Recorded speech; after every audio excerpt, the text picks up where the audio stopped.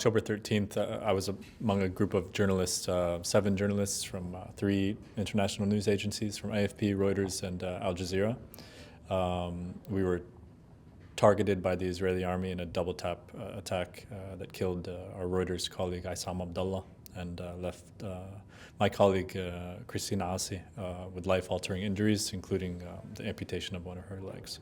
Today, for me, it's an opportunity to continue talking about what was a brutal attack on clearly marked members of the press. We've released 4 independent investigations into this attack. They were unanimous in their findings. That was a year ago, more than a year ago. So I will take any opportunity to continue talking about it and to continue pressing for accountability and justice. Justice for me is, I want to know who pulled the trigger, who gave the order to pull the trigger, and why has the trigger continued to be pulled repeatedly since on journalists? October 13 changed everything.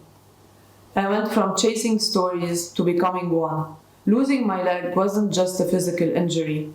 It forced me to rebuild my entire sense of self as a journalist and as a person. I survived, but this survival comes with a responsibility to document, to expose, and to keep sharing our story that others tried to silence. During the war in Gaza, well over 100 journalists were killed. There hasn't been accountability for any of those deaths. We imagine that journalists will be allowed back into Gaza before long. And before that happens, we would like to see some investigations and accountability into many of those deaths. It's a war zone. War is incredibly traumatic and filled with devastation. But in that conflict, which is less than 2 years old, more journalists were killed than in the entirety of the Vietnam War. And that says a lot. I mean, journalists at this point are being targeted with impunity by governments around the world. I think an investigation into who pulled the trigger, who gave the orders, and what the purpose was. They were clearly identified as press. They were in an open area. They were not hiding. And as they said in their remarks this evening, they assumed for that reason that they were safe. They had nothing to be afraid of. And as it turns out, in fact, it just made them an easier target.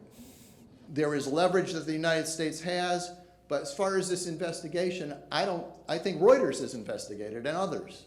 I don't think there is any investigation by the government of Israel, and I welcome them to come here and prove us wrong. We'd love to see what you have developed.